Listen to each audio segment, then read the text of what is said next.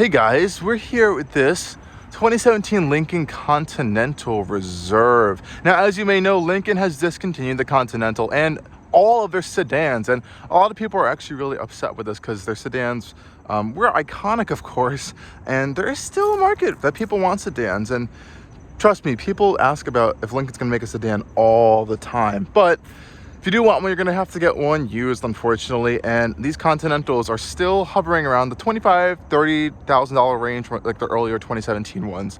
And this is the 2017 Reserve. It has the 2.7 liter EcoBoost V6 under the hood, 335 horsepower, so it's nice and speedy.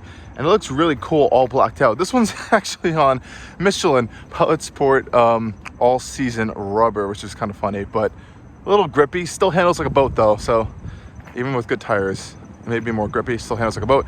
I loved this design when it came out on the concept. Sure, it wasn't as like grand as the concept on the front end because it is on a front-wheel drive transverse platform, but I've always loved these mirrors. They're so cool looking, really nice how they're integrated into the side here. And also what's integrated into the side are the door handles, which are electronic, of course. You press this button to unlock them and close them up. Even the rear doors have soft close as well, which is awesome. Love that feature, really luxurious. Tinted out black windows. I actually really like these wheels on this one too. And I've always loved the rear light bar. And of course, the trunk is huge because it is a big sedan. I'll open this from back here. Huge amount of space, check that out. And it is power. Not only is it power, it is also a soft close trunk, which is awesome. Love that. I think it's just a great design still.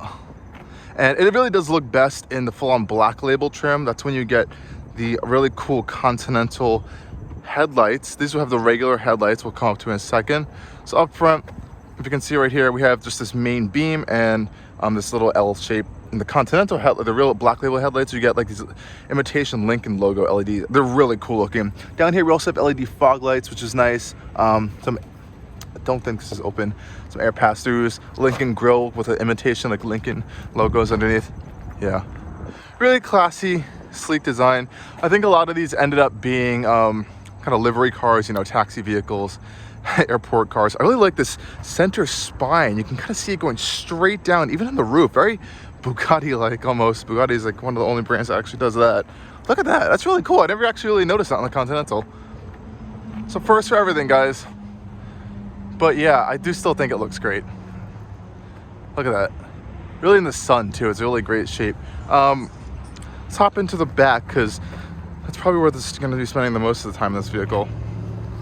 Do have the key here. It may have child lock on the doors. Yeah, it does. Hop into the side over here for a second, I'll unlock all the doors. But got inside. You know, the interior was not a high point for these, unfortunately. This is only a Reserve, not the full black label. The materials are okay. I don't think this is leather. I think this is like a soft touch material.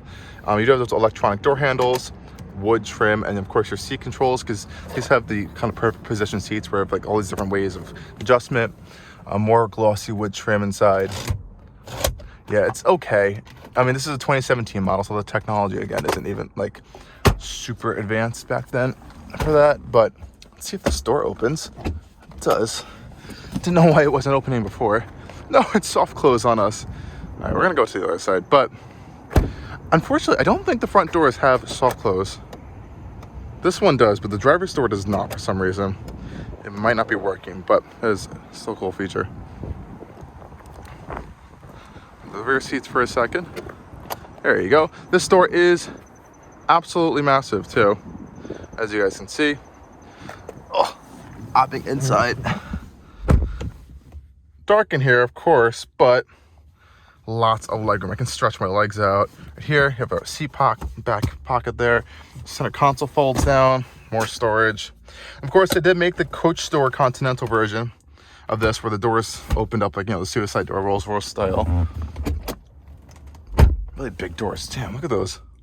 Awesome. Seats are pretty comfortable, but you know, nothing too special back here at all. Unfortunately, you do have climate controls. I think heated seats, and that's pretty much it. Cup holder, charger, all that stuff. You can see a better view of that front end. Not too bad.